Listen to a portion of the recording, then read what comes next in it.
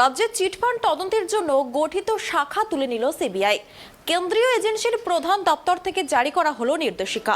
Chit fund তদন্তের জন্য CGO কমপ্লেক্সে আলাদা ইউনিট তৈরি করা হয়েছিল। এখানেই সারদা রোজভ্যালি আয়কর তদন্তের কাজকর্ম চলত। এবার এই ইউনিটকে জুড়ে দেওয়া হলো ইকোনমিক অফেন্স ব্রাঞ্চের সঙ্গে। এছাড়াও অসম ভুবনেশ্বরেও রোজভ্যালির মামলা চলছিল, সেখানেও অ্যান্টি কারাপশন ব্রাঞ্চের সঙ্গে জুড়ে দেওয়া হয়েছে চিটফান্ড তদন্তের শাখা। সারদা কাণ্ডে এখনো চূড়ান্ত চার্জশিট পেশ করেনি সিবিআই, ঝুলে রয়েছে রোজভ্যালির মামলাও। তার মধ্যে চিটফান্ড তদন্তের শাখা তুলে নেওয়ায় সিবিআই কতটা গুরুত্ব দিচ্ছে তা নিয়ে প্রশ্ন উঠছে। রাজ্যে চিটফান্ড তদন্তের জন্য গঠিত শাখা তুলে নিল সিবিআই। বিস্তারিত জানবো, আমাদের সাথে টেলিফোন লাইনে রয়েছে আমাদের প্রতিনিধি অভ্রদীপ। অভ্রদীপ, তোমার থেকে যেটা জানবো যে কেন্দ্রীয় এজেন্সি থেকে এই নির্দেশিকা জারি করা হয়েছে যে চিটফান্ড তদন্তের জন্য গঠিত শাখা তুলে নিল সিবিআই, কেন, এরপর কি পদক্ষেপ নেওয়া হবে, বিস্তারিত জানাও। দেখো, তোমাদের যেটা তুমি যেরকম বলছিলে, রাজ্যের চিটফান্ড তদন্তের জন্য যে গঠিত শাখা তুলে নিল সিবিআই, কেন্দ্রীয় এজেন্সির প্রধান দপ্তর থেকে এই নির্দেশিকা জারি করা হয়েছে, অর্থাৎ দিল্লি দপ্তর থেকে এই নির্দেশিকা কলকাতায় পাঠানো হয়েছে। চিটফান্ড তদন্তের জন্য সিজিও কমপ্লেক্সে যে আলাদা ইউনিট তৈরি করা হয়েছিল, সেখানেই এতদিন পর্যন্ত সারদা, রোজভ্যালি, আয়কর তদন্তের কাজকর্ম চলতো। এবার এই ইউনিটগুলিকে জুড়ে দেওয়া হলো ইডির যে ইকোনমিক অফেন্স উইং ব্রাঞ্চের সঙ্গে। এছাড়াও অসম ও ভুবনেশ্বরেও যে রোজভ্যালির মামলা চলছিল, সেই কাজকর্মগুলো এইখানেই চলতো।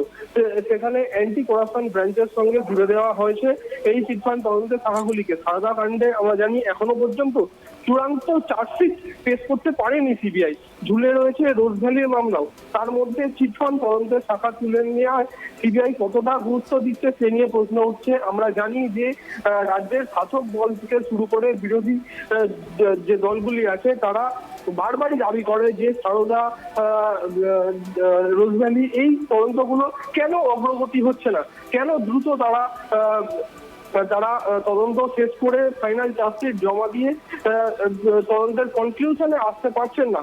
তারপরে এই দিল্লির দপ্তর থেকে এইরকম একটা নির্দেশিকা রাজ্যবাসীর মনে প্রশ্ন তুলে দিল যে সারদা, রোজভ্যালির মতো চিটফান্ড তদন্তগুলো আগামী দিনে কোন পর্যায়ে যেতে চলেছে। আর আমরা জানি যে বহু বছর ধরে এই তদন্তগুলো চলছে, দ্রুত গতির জন্য বিভিন্নভাবে বিভিন্ন রকম প্রশ্ন উঠেছে বিভিন্ন মহল থেকে। আরো কি স্রোত হয়ে যেতে চলেছে এই চিটফান্ড তদন্তগুলো, সেই দিকেই আমরা নজর রাখবো। তদন্ত স্রোত হলো নাকি আরো দ্রুত গতিতে, আমরা জানি অনেকগুলো বছর পেরিয়ে গেছে, এখনো পর্যন্ত এই তদন্তগুলো সম্পূর্ণ হয়নি। দেখো অপরাধী, কেন্দ্রীয় এজেন্সির সিদ্ধান্তে, এই নির্দেশিকাতে কি চিটফান্ড কাণ্ডের তদন্ত আরো এগোবে বলে মনে করছো? তাড়াতাড়ি কি মামলার নিষ্পত্তি হতে পারে, কি মনে করছো? দেখো, আলাদা ইউনিট তৈরি করে যেখানে এতগুলো দিন হয়ে গেল, এতগুলো বছর কেটে গেল, সেখানে এখনো পর্যন্ত তদন্ত শেষ করে উঠতে পারলো না কেন্দ্রীয় তদন্তকারী সংস্থা।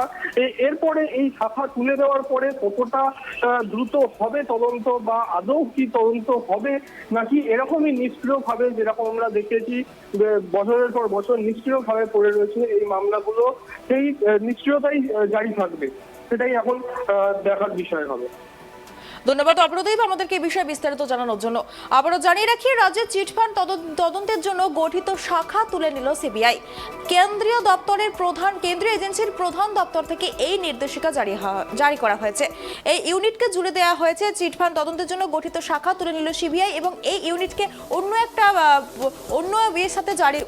চিটফান্ড তদন্তের জন্য সিজিও কমপ্লেক্সে নতুন করে ইউনিট তৈরি করা হয়েছিল এবং কেন্দ্রীয় এজেন্সির তরফ থেকে এই নির্দেশিকা জারি করা হয়েছে এবং রাজ্যের চিটফান্ড দপ্তরের জন্য গঠিত শাখা তুলে নিল সিবিআই।